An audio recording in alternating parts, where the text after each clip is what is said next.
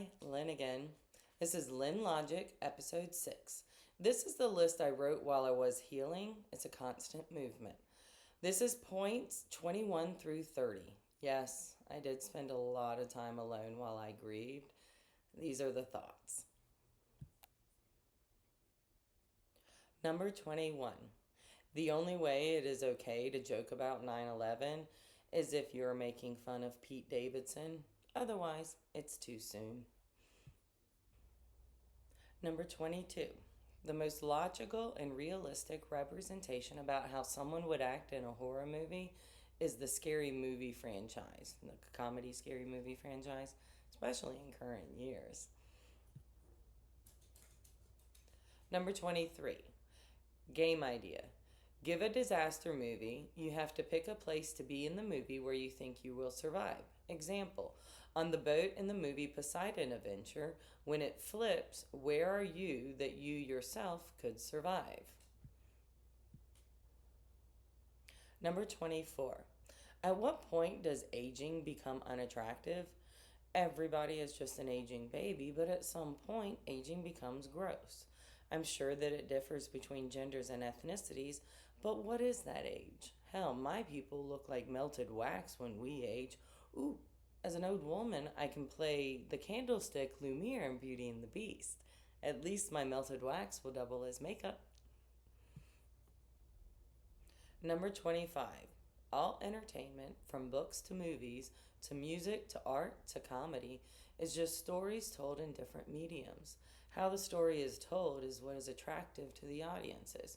For instance, to be a comedian, it is taking an amusing life story and adding anecdotes, embellishments, and metaphors to make it amusing, to see a common story from that comedian's perspective. Number 26. Invention. Tracking UPC codes for your home with an app, so you can Google an object and find it in your home. Number 27. Create a virtual memory so you can search older memories for accurate details and or for comfort for dementia patients, like a technological pensieve. Well, this is actually what I use my AI for, a second brain and a memory. For these next two, I clearly watched a documentary. It was actually, these are apparently inspired by the New Jersey Long Oak Island slash Gigolo Beach serial killer. So, number 28. Movie or book idea, a community of serial killers getting discovered. Do they get away with it or get caught? Twisty and unexpected killer in the end, have details, details, details, and foreshadowing for everyone to either be a killer, or excuse me, everyone to either be a victim or the killer of killers. Ends up being an authority figure.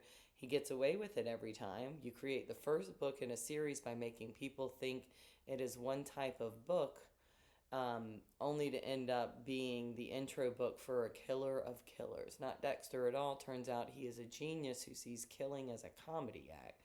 Inspired, as I said, by the New Jersey Long Oak Island slash Gigolo Beach serial killer. Number 29.